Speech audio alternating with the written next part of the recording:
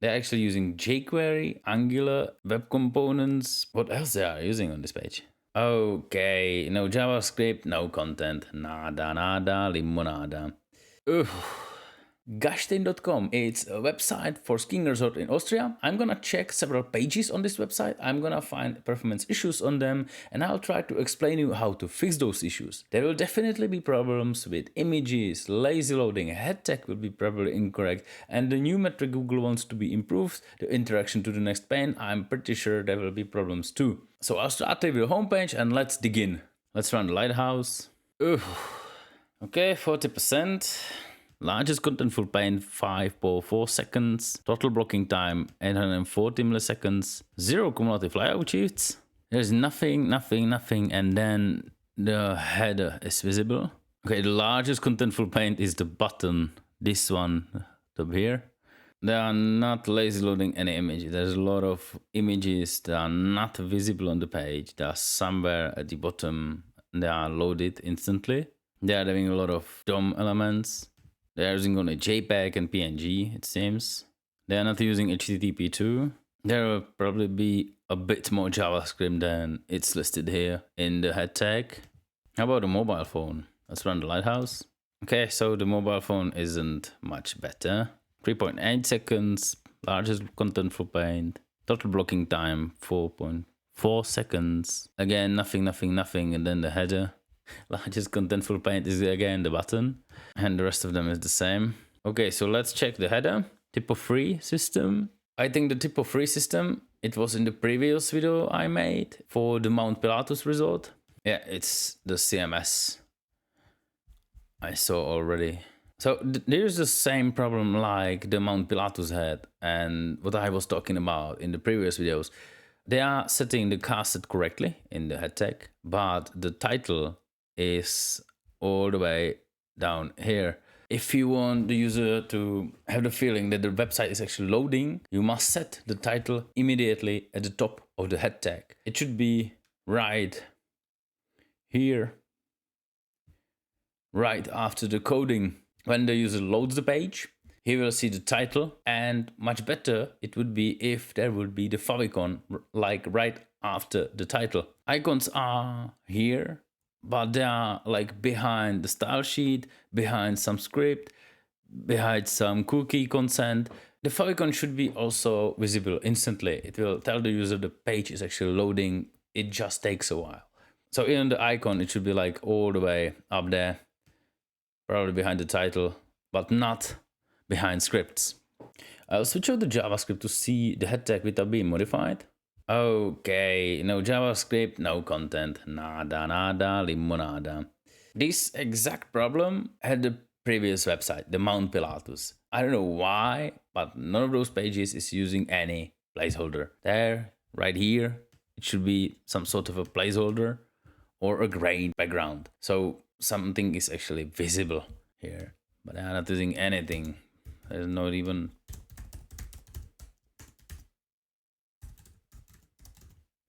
any background, so the user sees that there's some text content. There's literally nothing.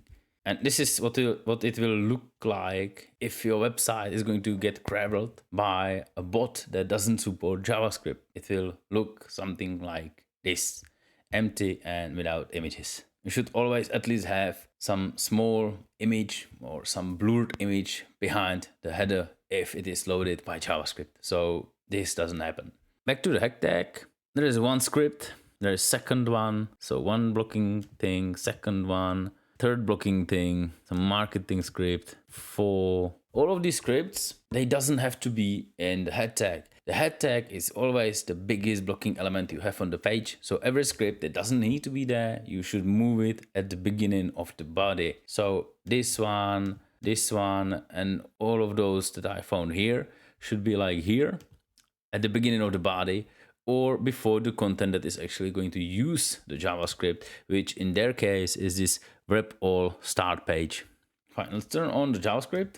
Okay, so this element is the largest contentful pane they have here. And when you switch out the JavaScript, it's not visible at all. When you turn back on the JavaScript, it's visible, but after all the JavaScript actually initializes. But until then, it's hidden right here in this element that has display none by default. So first thing they can optimize, and if you have similar thing on your website, you should make the button visible instantly, like even before the JavaScript is executed, by, for example, removing the class that hides this element. And second thing that can improve it is the font. They are loading the font somewhere in the CSS. They are loading the icons here, font awesome. Second font, wow. They have 64 font cuts.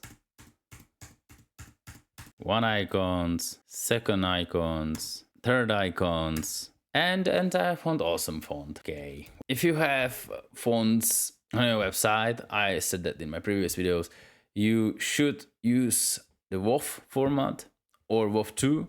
You don't need any other format. SVG font is a huge one. You don't want to load that. And the best way to import a font is to use base64 and embed the font directly into the CSS. There will be no chaining. The browser will not have to find the CSS and then find the font and then load the CSS and then finally continue rendering the page. So it will definitely improve this LCP element they have on the page. First of all, it will not wait on the JavaScript if you remove the hiding class, if they remove the hiding class. And second of all, it will not wait on the font to load, so it will not cause any layout shift and the text will be visible almost instantly. Let's turn the JavaScript back on. I'm gonna turn on the layout shift region. I don't believe that there is no layout shifts. Layout shifts. I'm gonna refresh the page. Yeah, one layout shift, second one, third layout shift, 4, 5. Okay, so I figured out what is happening here with this layout shift right here. Every time when you hover this block, this one or this one, they are actually going to trigger as a hover. It's going to trigger the layout shift. They are going to, first of all, they are going to scale this image, which is okay. On its own, it doesn't trigger any layout shift. But right here, they are going to change the padding. They are going to change the top position. And they are going to transition all. So it slowly transitions every property on that element to finish the animation. Improve this transition by just scaling even the entire box, like right here. So instead of this top position, it should be like transform, translate, epsilon, minus 50 pixels, 100 maybe. Yeah, now when you hover, the transition in the position on its own doesn't trigger the layout shift. And when I remove the padding, like this one, this padding here, and I change the translate epsilon to 80 from 100, it's not gonna trigger any layout shift whatsoever. So it actually works even without layout shifts. Okay, how about these blocks? Yeah, this is the same. I'm gonna refresh the page. Whoa, ow, my eyes. So I saw some layout shifts here. When I refresh the page and I scroll down, why did the Lighthouse didn't mention any layout shifts when this entire section isn't loaded whatsoever? And this one neither. I'm gonna switch off the JavaScript now. Wow. So this entire section, this one here, right here, here, it's not visible at all without JavaScript. The same like the header. Yeah, it's because they are using some sort of a JavaScript for loading images. So there's some data source set and they are switching it. There's some lazy PNG. You can use the native lazy loading. So if I try to fix that, yeah, I at least have one image here.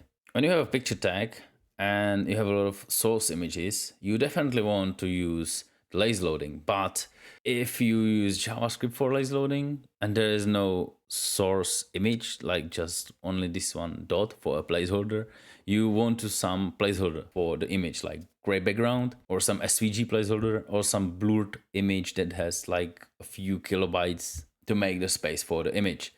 And if you don't have any placeholder, like this element I found right here, right next to the one I modified, you want to at least make a space for the image that is going to be loaded. So it doesn't cause any layout shift and the user knows that there's some image that is about to be loaded.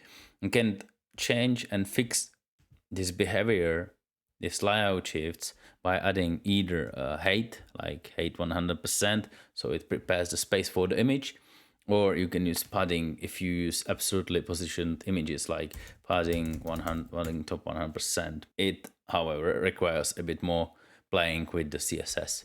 I'm gonna turn on the JavaScript again. Okay, so again, the same layout shifts right here.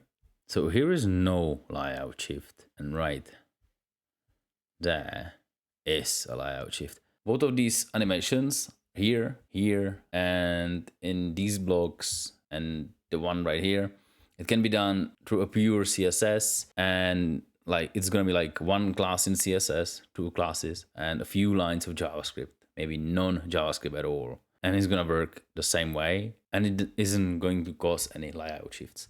One tip for the slick slider. If you have slick slider on your website, it's a good library, but you can do the same effect with scroll snap. You can find a tutorial for that on Mozilla.org website. There are several options you can use, and when you actually use it on a mobile phone or on a desktop, you can see that it is going to behave like the same way the slick carousel does. It only doesn't have these ninja effects slick has, like rotation. You will have to program it manually, but it works. It's few lines of CSS, and if you doesn't need all those extra effects, you will be absolutely fine. And one more tip, if you have slick carousel, you want to initialize the slick only for that blocks that are visible, so you doesn't block the main thread during the initialization of the JavaScript. You can use intersection observer, you can listen to scroll, and when some slick carousel appears in the viewport, you initialize the slick only for that one block, not any other block down below on the page or anywhere else. It's gonna be much better user experience.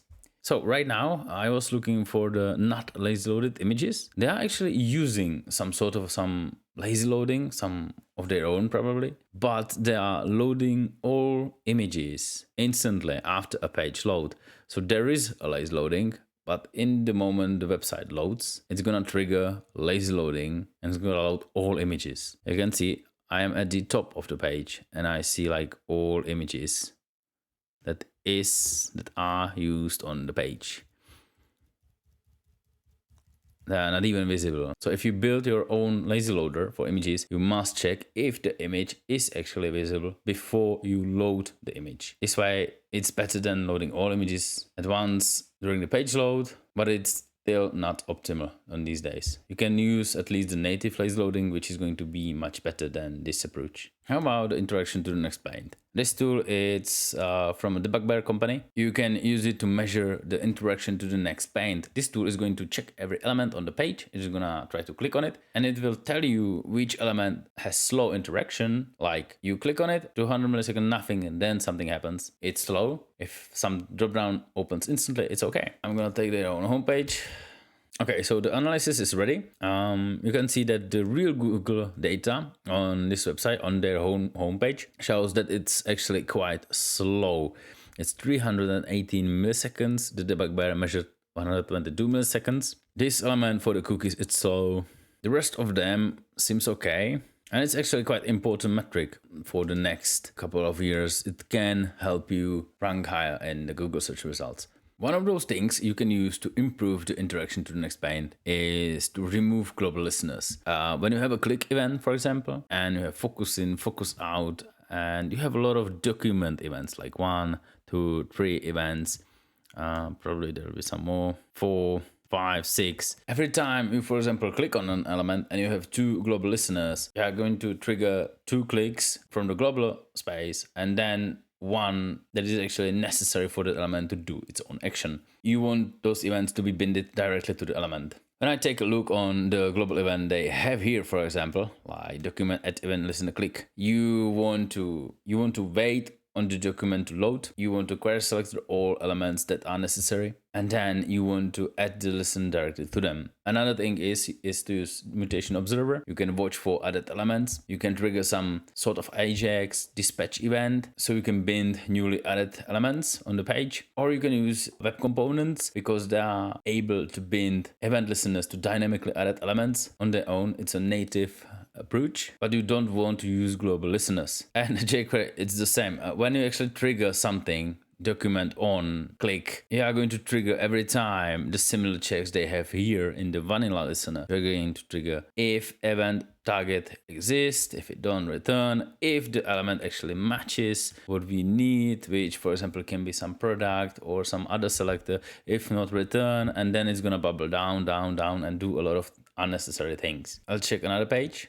So services, Gashtain from A to Z. Let's run the Lighthouse. 55%, it's better than the previous pages. Largest contentful pane, 4 seconds. Again, nothing, and then the header image. So the largest contentful pane, it's the first image, the first slide right here. If you have largest contentful pane, which is an image, you want to use fetch priority high on the image element or loading eager, or you want to preload that image, like link preload, as image, and you want that in the header so the LCP element is loaded instantly and the browser doesn't have to crawl all the way down to find the image and then load it. It's gonna slow down the page. They're actually using a lot of JavaScript. They're having one JavaScript, then they're using some sort of web components JavaScript. I checked that it's some sort of a polyfill for web components, but in the same time they're using jQuery. That's quite weird.